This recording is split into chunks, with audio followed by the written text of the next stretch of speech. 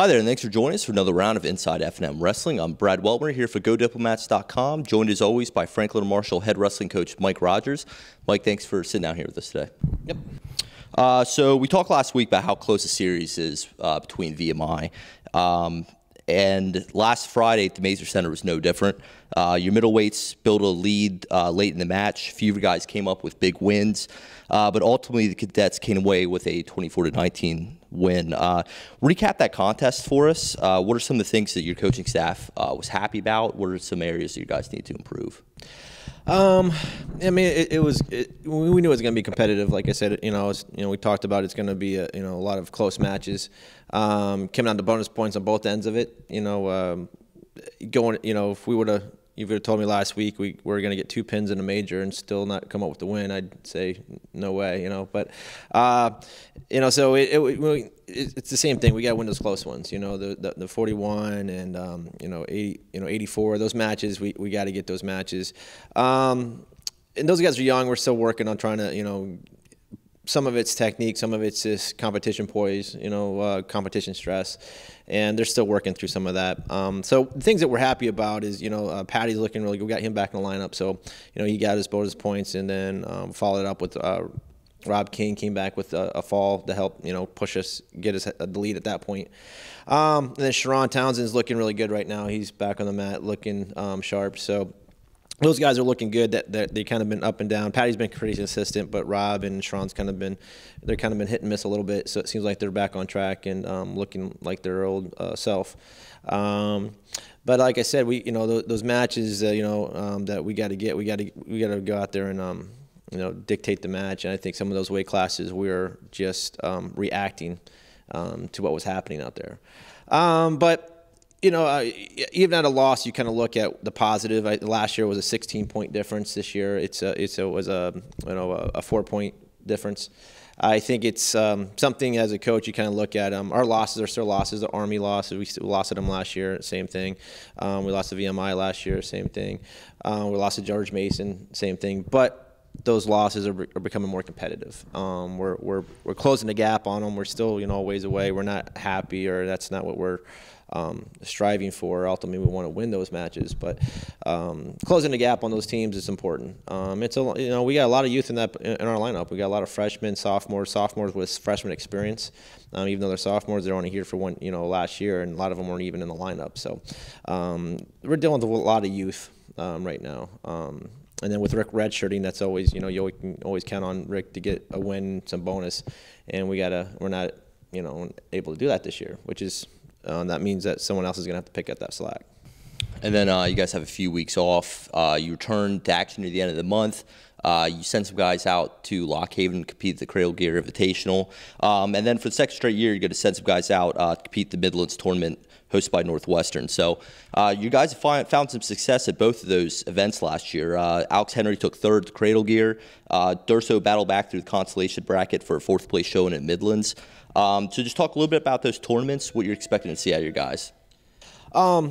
Same thing. The Midlands is a very competitive, tough tournament. We're going to see a lot of Midwest teams, Iowa, those type of teams. A lot of our teams from our conference. Harvard goes out there, Princeton. So it's going to give those guys that we think we need a little bit more of exposure to that out there. So we're bringing 4 or 5 guys out there. Rick's going out there competing unattached, but he'll be out there competing for us.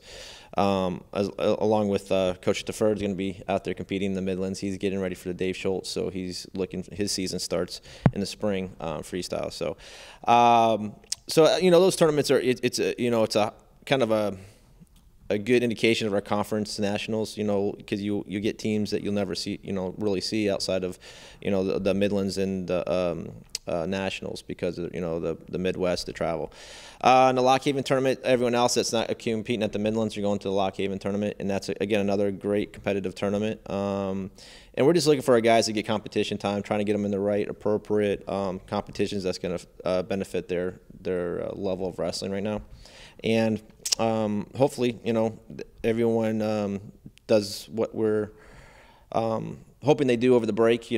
Stay smart about their weight, not get too not to get too heavy, but also take some time off. So we're dealing with not a lot of injuries, but kind of nagging things. So hopefully this time off will give them time to rest and heal up. And we come back and we get right after it, though. You know, we leave the 27th for Midlands, and then the other guys will leave the 28th for Lock Haven. Then we get after our tournament, you know, once everyone's done with that. Yeah, and so you guys kick off 2015 with the 3rd annual F&M Open. That's set for January 3rd this year.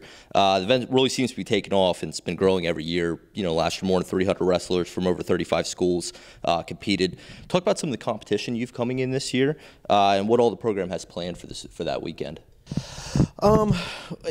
It's an open, so we'll have a variety of teams here. A lot of East Coast teams, so teams that we have interest that are coming. Teams like Harvard, Princeton, Penn. A lot of Millersville, York. Some of those local teams will be here, but we'll get a variety of programs. We won't really. It's hard to know who's exactly coming, but it's growing, and a lot of teams are bringing more and more competitors. Than every year, it's getting a little bit bigger. So we're expecting between 350. We had about 325. We're going to be around 350, maybe creeping into 400 mark of competitors.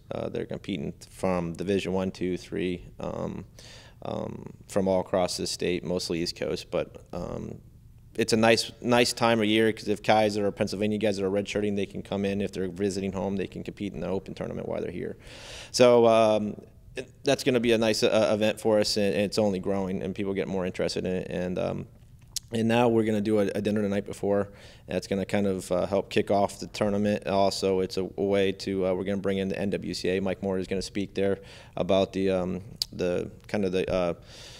issues in wrestling, and across all divisions 1, 2, and 3, and kind of landscape of wrestling, some of the issues. So it's a nice way to get a lot of those coaches in the same room at one time, and also anyone that wants to be a part of that dinner. It's going to be a nice time to mingle and kind of get reconnected with alumni, friends, parents are going to be there too. So we're trying to make it a really nice, fun event weekend, not just wrestling, but networking, reconnecting with alumni, fans. So we're hoping everyone comes out either to the dinner or at least come out and watch the wrestling. It's going to be very exciting, a lot of competition. You can see a lot of different schools competing there. Great. Well, thanks for joining us here today, and good luck moving forward. Thanks. And thank you for tuning in. Be sure to join us after a break for a recap of all the events we discussed today. Don't forget to like F&M Wrestling on Facebook, follow them on Twitter, and subscribe to the GoDiplomats YouTube page.